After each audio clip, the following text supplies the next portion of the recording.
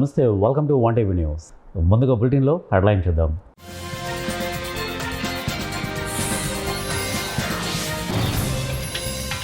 మంగళగిరిలో బాబాయి deputy CM Pawan కళ్యాణ్ని కలిసిన పవర్ స్టార్ రామ్ చరణ్. సమకాలిక అంశాలపై చర్చలు.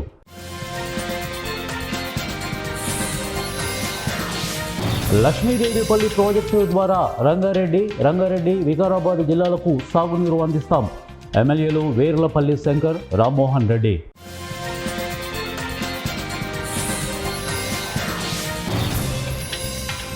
నాగర్ కర్నూలు జిల్లా అచ్చంపేటలో పోతురాజు విగ్రహం ధ్వంసం, స్థానికుల్లో కలకలం.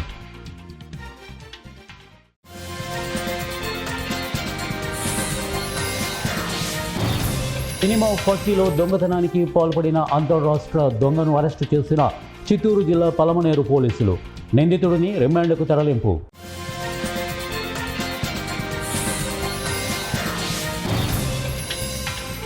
మహిళల సంక్షేమం కోసం పనిచేస్తున్న CM Revanth Reddy. Chief whip Patnam Mahender Reddy.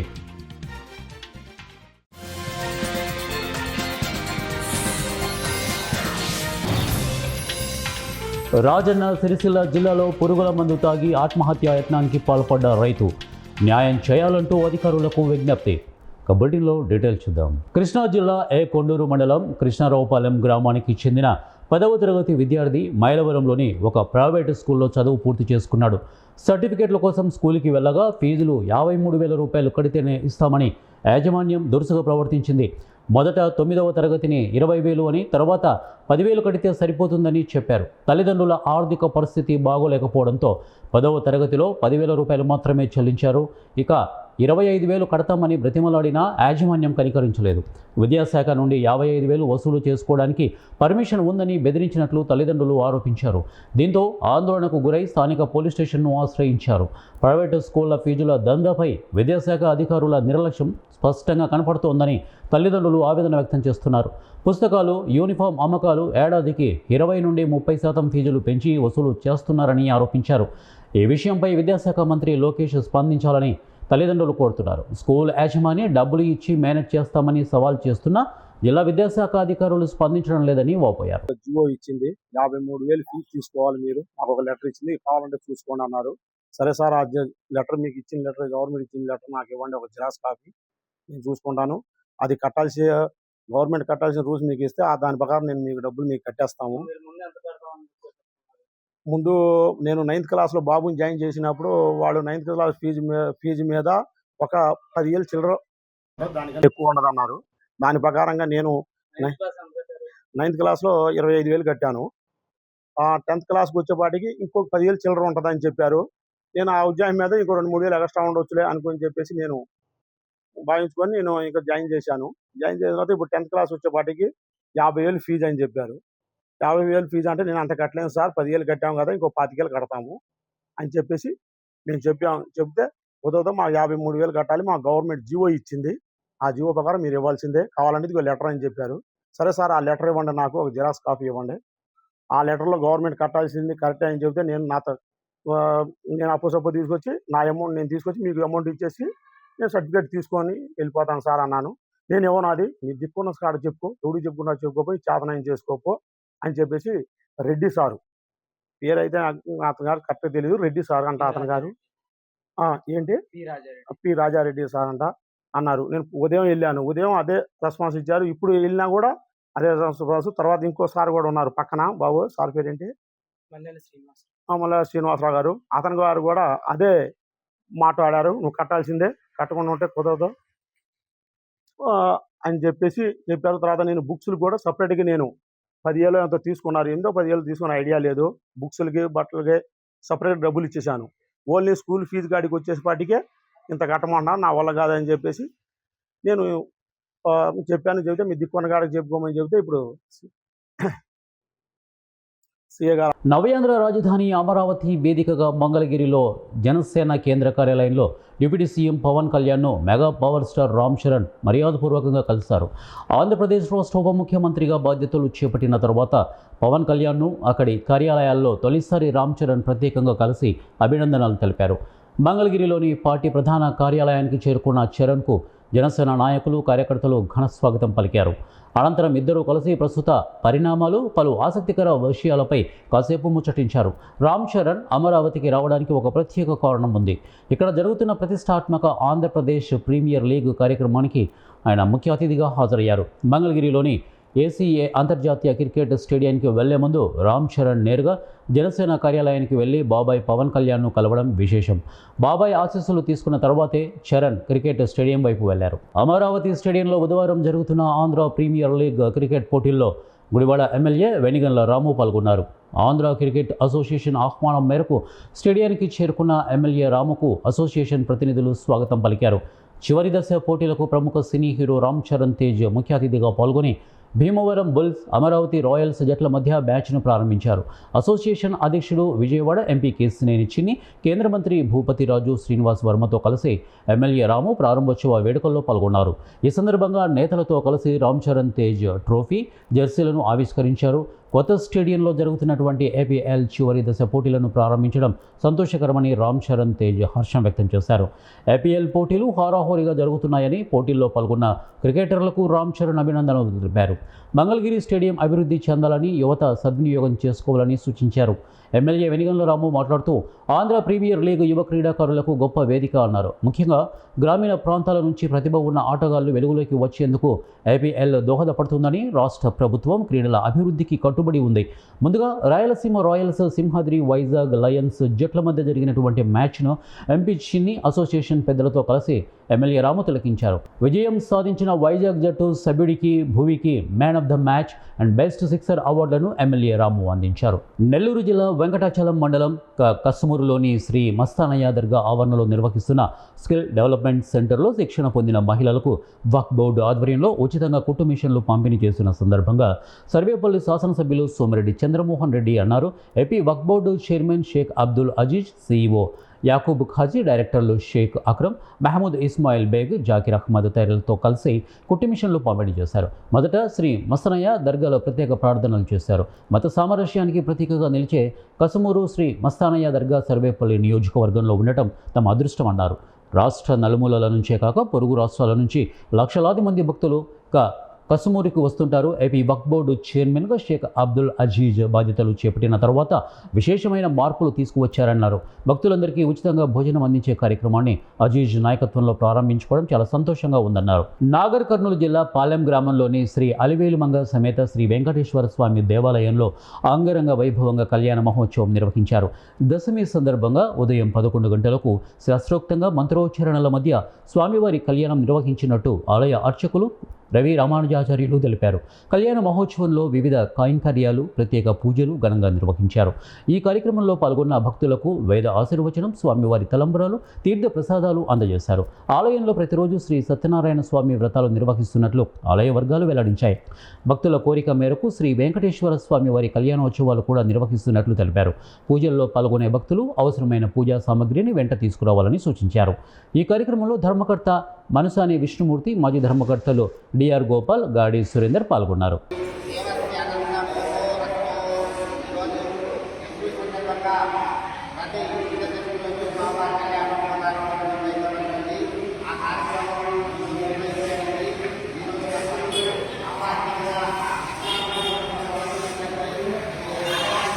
Rajanna Sircilla జిల్లాలో పురుగుల మందు డబ్బాతో రైతు ఆత్మహత్యాయత్నానికి పాల్పడిన సంఘటన చోటు చేసుకుంది. పంట భూమిలో ఫారెస్ట్ అధికారులు అక్రమంగా కందకాలు కొట్టారు, తన భూమిని లాక్కోవడానికి కొందరు ప్రయత్నిస్తున్నారు అంటూ ఆరోపణలు చేశారు. వీర్నపల్లి మండలం వన్పల్లి గ్రామం కేలోతు తండాలో బన్నాజీ అనే రైతు పురుగుల మందు డబ్బాతో ఆత్మహత్యాయత్నానికి పాల్పడ్డాడు. తన పంట భూమిలో ఫారెస్ట్ అధికారులు అక్రమంగా కందకాలు తవ్వడం రైతు బన్నాజీ కుటుంబ సభ్యులు అడ్డుకున్నారు. 40 ఏళ్ల నుండి సాగు చేస్తున్న భూమిని గ్రామంలో కొందరు లాక్కోవడానికి ప్రయత్నిస్తున్నారంటూ ఆరోపణలు చేశారు. గ్రామంలో కొందరు పెద్ద మనుషులు కావాలని అధికారులకు ఫిర్యాదులు చేస్తూ భూమిలోకి అధికారులను పంపుతున్నారని ఆవేదన వ్యక్తం చేస్తున్నారు. గ్రామంలో అనేక మంది ఫారెస్ట్ భూములను ఆక్రమించి సాగు చేస్తున్న వారిపై చర్యలు లేవన్నారు. న్యాయం చేయాలని రైతు బన్నాజీ జిల్లా అధికారులను, ప్రభుత్వాన్ని వేడుకుంటున్నాడు. సెంటర్లో ఉన్నా, నా ఇల్లు ఇన్నే ఉండే, నా గుడిసె ఇన్నే ఉన్నది, నా గుడిసె, నా ఇల్లు, నాకు తలం ఇక్కడనే ఉన్నది. ఈ గాజుల బాయికి నేనే దవిపించిన, నా భూమి కోసం నేనే దవిపించిన. నేనులో ఎవ్వరు సర్పంచ్ లేరు, ఎవరు లేరు, 7 సర్పంచ్ ఎవరు అబ్జెక్షన్ చేయలేరు.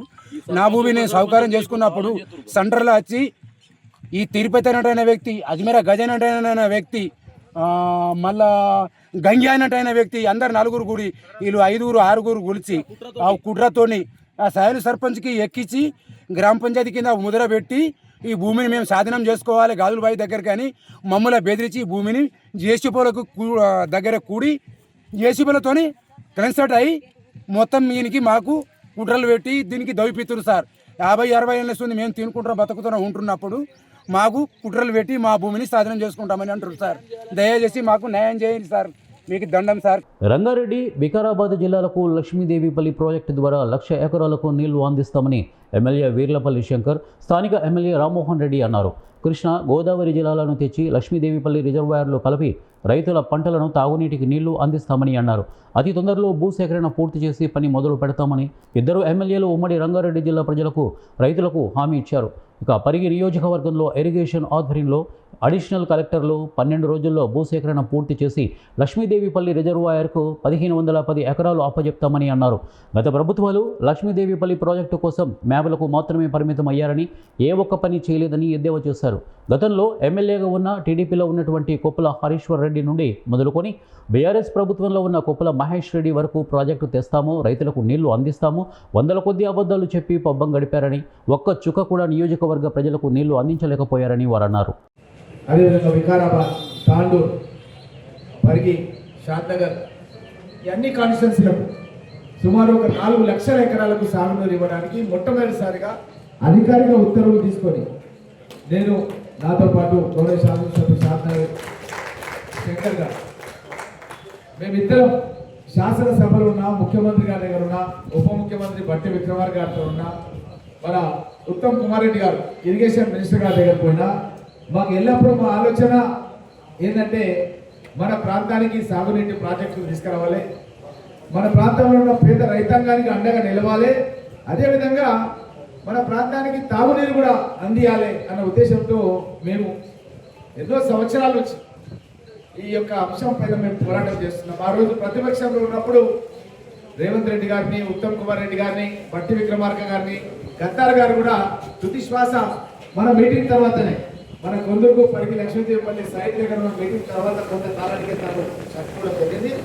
సో ఈ కార్యక్రమాన్ని మనం ఏదైతే శాంక్షన్ చేయాలని పట్టుబట్టినామో దీన్ని సాధించి ఒక ఆర్డర్ కాపీ తీసుకొని రంగారెడ్డి కలెక్టర్కు, వికారాబాద్ కలెక్టర్కు ముఖ్యమంత్రి గారు ఆదేశాలు ఇచ్చి, చీఫ్ మినిస్టర్ గారు అక్కడ ఇరిగేషన్ మినిస్టర్ గారు ముందు మేమంతా ఎమ్మెల్యేలంతా మాట్లాడి ఈ యొక్క ప్రాజెక్టుకు సంబంధించిన ఆదేశాలు చేసి ఈరోజు చీఫ్ ఇంజనీర్ అనే సైట్కి పిలిపించి ఆ సైట్ దగ్గర ఒక మీటింగ్ పెట్టి రాకముందు నీళ్లు, నిధులు, నియామకాలు అని చెప్పి ప్రగల్భాలు కలిగిన పార్టీ ఉంది.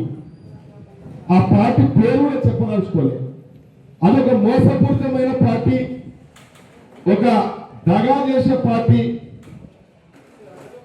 అబద్ధాన్ని 100 సార్లైనా మాట్లాడే పార్టీ ఆ పార్టీ. కాబట్టి ఇవాళ ఆ పార్టీకి సంబంధించిన మాజీ ముఖ్యమంత్రి పాలమూరు జిల్లా, వలసల జిల్లా, కరువు జిల్లా, నీళ్లు లేని జిల్లా, ఈ జిల్లా రైతాంగానికి వ్యవసాయ శశమలం కావాలంటే పాలమూరు రంగారెడ్డి ఎత్తిపోతల పథకం తెస్తున్నామని చెప్పి పదే పదే పదే పదే ఊపుడు గంపుడు ఉపన్యాసాలు బహిరంగ సభలలో చెప్పి, సాక్షాత్ అసెంబ్లీలో చెప్పి, సాక్షాత్ మామూలు బహిరంగ సభలలో చెప్పి, ఒకరేమో పాలమూరు రంగారెడ్డి ఎత్తిపోతల పథకం తెస్తున్నామని, ఇంకొక ఆయన ఛాయ్ అమ్మేటాయన ప్రధానమంత్రి అయిన తర్వాత ఇక్కడున్న కొందరు నాయకులు, ఇక్కడున్న కొందరు స్వార్థపర నాయకులు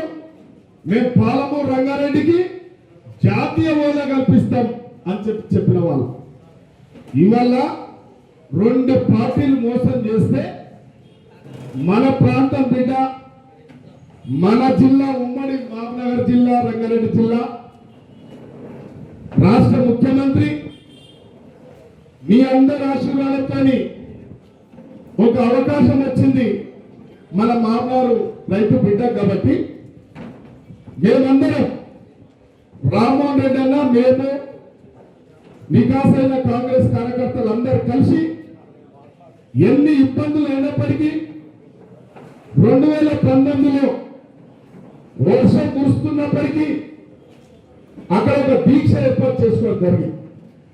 దానికి పరిగి సోదరులు రైతాంగం అంతా కూడా కాంగ్రెస్ కార్యకర్తలంతా, షాద్నగర్ కాంగ్రెస్ కార్యకర్తలంతా ఎవరికి ఆ రోజు పోలీసులు మనల్ని కడప కూడా దాటనిచ్చేవాళ్ళు కాదు.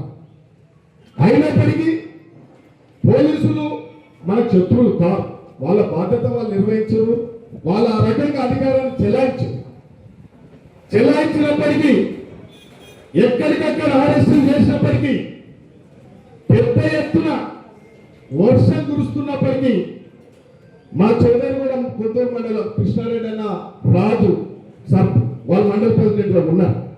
ఎవరు భయపడకుండా ఎంత జనాభా అంటే అంత జనాభా తీసుకొచ్చి అక్కడ ఆ రోజు మోసం చేస్తున్న కేసీఆర్ కు కడప జిల్లా బద్వేలు గోపవరం మండలంలోని గోపవరం గ్రామానికి చెందిన సర్వే నెంబర్లు 1848, 1852 మరియు 168లలోని ప్రభుత్వ భూములను, ఆక్రమణలను గోపవరం మండల రెవెన్యూ మరియు సర్వే సిబ్బందితో కలిసి పరిశీలించారు. అలాగే గోపవరం సచివాలయంలో ఎన్నికలకు సంబంధించి BLO చేస్తున్న ఎన్యూమరేషన్ ఫామ్లో డిజిటలైజేషన్ పనిని కూడా తనిఖీ చేశారు.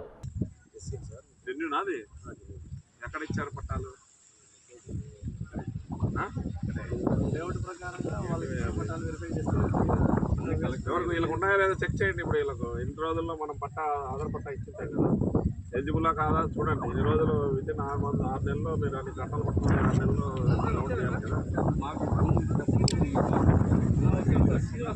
ఓకే, అదే 6 నెలల్లో మీరు డౌట్ చేయాలి, చేయలేదు మళ్ళీ సబ్సిక్వెంట్గా ఏమైనా పట్టా ఇచ్చాను చెక్ చేయండి. మళ్ళా పట్టాలు ఏమైనా ఇచ్చింటే ఎలిజిబుల్ అయితే మళ్ళా మనం చూపిస్తాం. అంతేగాని ఇన్ని రోజుల తర్వాత వచ్చి దమ్మని వాళ్ళు అర్జెన్సీ వాళ్ళకి ల్యాండ్ ఏమైనా లేఅవుట్ అయిందా? ప్లాట్ అవన్నీ లేఅవుట్ కూడా అప్రూవల్ ఉండదు. రఫ్ లేఅవుట్ వేసి ఉంటారు. ఆ లేఅవుట్కి ఈ రోజు అంతా డివైడ్ అయిపోయింది. లేదా ఇన్ని రోజులు ఎప్పుడు ఇచ్చింది పట్ట? 99 ఇచ్చి ఇప్పుడు ఎన్ని సంవత్సరాలు అయిందయ్యా? 30 ఏళ్ళు 100 ఏళ్ళ తర్వాత వచ్చి అదే భూమిలో ఇచ్చేస్తారా? ఓకే, ఎలిజిబుల్ అయితే ఇస్తాం.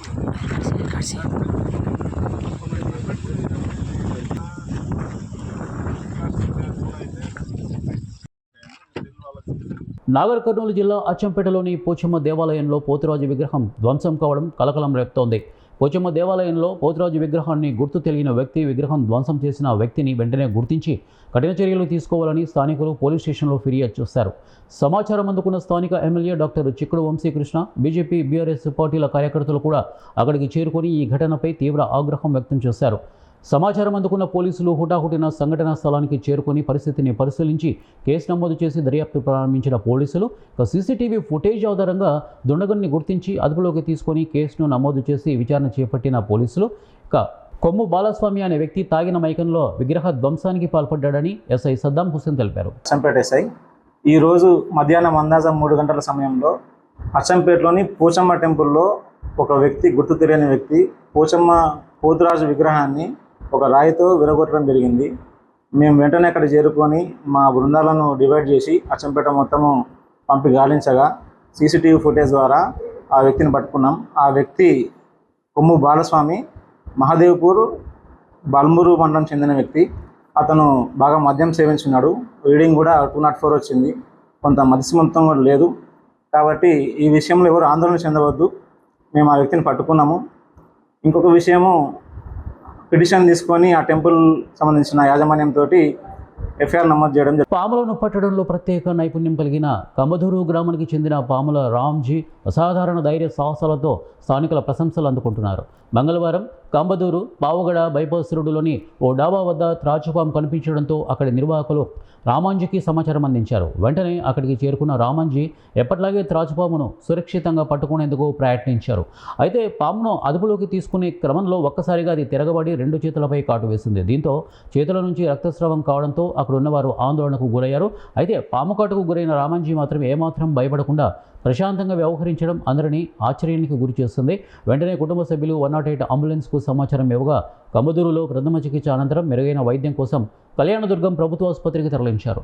అక్కడ వైద్యులు చికిత్స అందించారు. చికిత్స పొందుతున్న సమయంలో కూడా రామాంజీ ధైర్యంగా మాట్లాడుతూ, ఇది నాకు కొత్త కాదు, ఇంతకుముందు కూడా 3 సార్లు పాము కాటు వేసింది, అప్పుడు కూడా ఎలాంటి ప్రథమ చికిత్స చేయించుకోలేదు, పాము విషయం నన్నేమీ చేయదు అని చెప్పాడు. గ్రామాల్లోకి వచ్చే విషసర్పాలను పట్టడంలో పేరుగాంచిన రామాంజీ ఇప్పటి వరకు ఎన్నో పాములను సురక్షితంగా పట్టుకుని అడవిలోకి వదిలేస్తూ ప్రజలకు సేవ చేస్తున్నారు. ఈసారి త్రాచుపాము కాటుకు గురైన ఆయన చూపిన ధైర్య సాహసాలు స్థానికులను ఆశ్చర్యానికి గురిచేశాయి. రామాంజీ ధైర్యమే ఆయన ప్రాణాలను కాపాడుతోంది. పాములను చంపకుండా సురక్షితంగా పట్టుకొని అడవిలో వదిలేయడం ఆయన ప్రత్యేకత అంటూ గ్రామస్తులు ప్రశంసలు కురిపిస్తున్నారు. నిజమే. ఎక్కడ అదే ప్లేస్? అది వచ్చేసి పెట్రోల్ బంక్ అనిల్ హోటల్లో, అనిల్ కుమార్ హోటల్లో. అవునా? ఇంతకుముందు మీరు చాలా పాములు పట్టారు కదా, ఈ పాము ఎందుకు? అంటే అది నెగ్లెక్ట్ వల్ల పట్టుకున్నాను. వేరే తాకి మార్చుకునేటప్పుడు అట్లా పట్టుకుని అనమాట. 3 కాట్లు ఉన్నాయి. 3 కాట్లు పడినాయి. హాస్పిటల్కి పిలుచుకోపోయారా? హాస్పిటల్ పోయినాను, తిన్నాను, వాళ్ళు తోలుకొని పోయినారు. ఇంతకుముందు ఎప్పుడన్నా మీకు పాము కరిచిందే? 2-3 గడిచినా ఏం భయం లేదు ఇంతవరకు. నేను అప్పుడు ట్రీట్మెంట్ తీసుకున్నారా? లేదు, తీసుకోలేదా? ఇప్పుడే తీసుకోలేదు. ఇప్పుడేనా? అయితే ఇంతకుముందు పాము కరిచినా మీరు ట్రీట్మెంట్ తీసుకోలేదు? ఏంటి అసలు పట్టుకొని పట్టించుకో, మీకేం కాదా? ఏం కాలే ఇప్పుడు, కానీ ఏం కాలే, ఊరికే ఇంజక్షన్ వేపించుకున్నాను.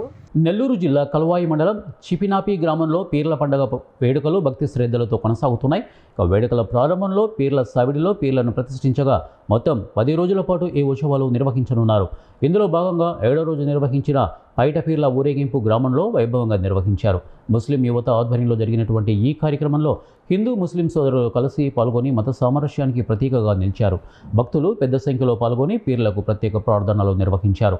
గ్రామంలో ఆధ్యాత్మిక వాతావరణం నెలకొని ఉత్సవాలు ఘనంగా కొనసాగుతున్నాయి.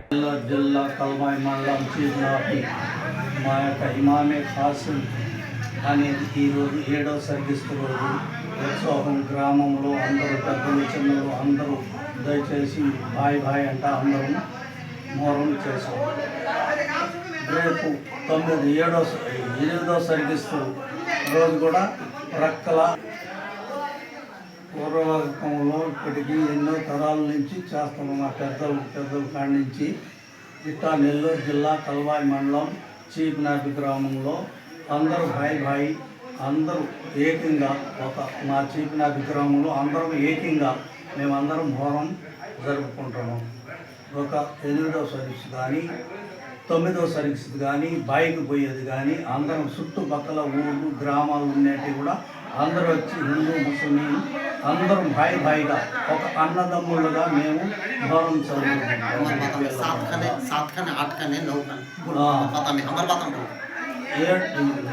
सात खान के रोजे इमाम खासिम के सवारी 8 खान को हटेल सा की सवारी 9 खान को 12 शावली के सवारी अलावा जलता अलावा पार होते हैं. ऐसा गांव में वाले सब भी मिलको हिंदू भाई कहते भी सब जिने भी बाजू को गाँव वाले भी अलावा पार होते हैं. ऐसा कितने तरह से करते हैं कि हमारे परदादा पीढ़ी से करते हैं. నెల్లూరు జిల్లా కలువాయి మండలం ఎర్రవల్లి ప్రాథమిక పాఠశాల ప్రధానోపాధ్యాయుడు పి జనార్దన్ రెడ్డి తీరుపై మంగళవారం మండల విద్యాశాఖ కార్యాలయం వద్ద నిరసన తెలిపి అనుచితంగా వ్యవహరిస్తున్న హెడ్ మాస్టర్ని సస్పెండ్ చేయాలని డిమాండ్ చేసి వెంటనే ఉన్నతాధికారులు విచారణ చేపట్టాలని విద్యార్థుల తల్లిదండ్రులు కోరారు. ఈ విషయంపై మీడియాలో వచ్చిన కథనాలకు డీఈఓ స్పందించడం, వెంటనే డీఈఓ ఆదేశాల మేరకు డిప్యూటీ డీఈఓ జానకిరాం ఎర్రవల్లి ప్రాథమిక పాఠశాల ప్రధానోపాధ్యాయులు పి జనార్దన్ రెడ్డిపై విచారణ చేపట్టారు. ఈ విచారణ సమయంలో విద్యార్థుల తల్లిదండ్రులు డిప్యూటీ డీఈఓకు ప్రధానోపాధ్యాయునికి డిప్యుటేషన్ వేసినప్పటికీ కూడా అతను అధికారుల మాటను కూడా లెక్క చేయకుండా స్కూల్కి వస్తున్నారంటూ పలు ఆరోపణలు చేశారు. ఈ విషయంపై డీఈఓకి నివేదిక సమర్పిస్తామని డిప్యూటీ డీఈఓకి జానకిరాం అన్నారు. నేను ఇక్కడ 4 రోజులు పనిచేస్తాను, ఈ 4 రోజులు మా బిడ్డకి ప్రవేశం ఇవ్వండి అంటే ఖచ్చితంగా ఇచ్చి తీరాలి. ఈ హక్కు మీరు ఉపయోగించుకోండి. ఇక మీదట అవసరమైతే మేము టీసీ రాసిస్తాము.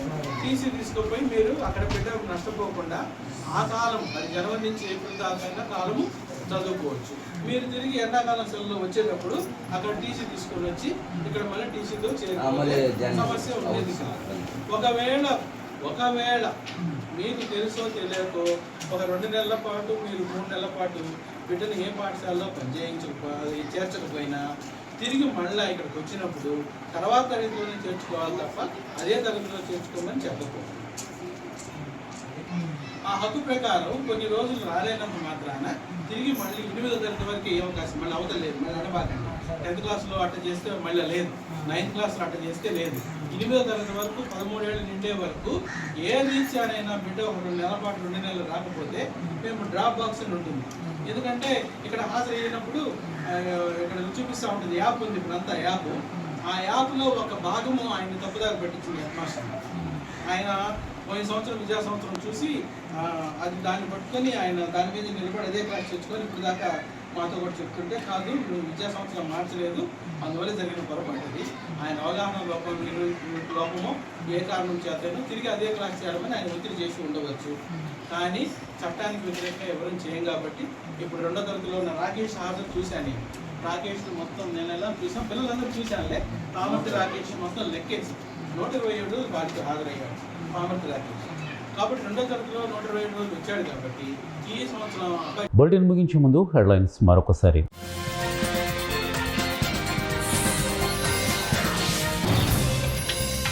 మంగళగిరిలో బాబాయి డిప్యూటీ సీఎం పవన్ కళ్యాణ్ని కలిసిన power star Ram Charan.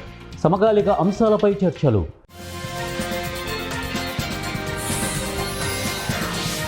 Lakshmidevipalli project ద్వారా రంగారెడ్డి వికారాబాద్ జిల్లాలకు సాగునీరు అందిస్తాం. ఎమ్మెల్యేలు వేర్లపల్లి శంకర్, రామ్మోహన్ రెడ్డి.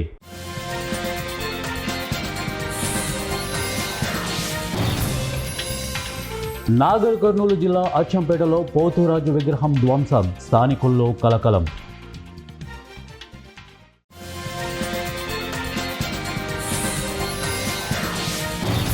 సినిమా ఫక్కీలో దొంగతనానికి పాల్పడిన అంతర్రాష్ట్ర దొంగను అరెస్టు చేసిన చిత్తూరు జిల్లా పలమనేరు పోలీసులు. నిందితుడిని రిమాండ్కు తరలింపు.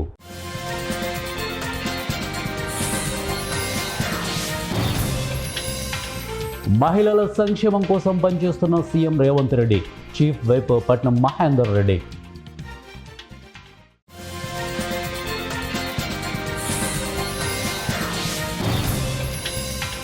రాజన్న సిరిసిల్ల జిల్లాలో పురుగుల మందు తాగి ఆత్మహత్యా యత్నానికి పాల్పడ్డ రైతు.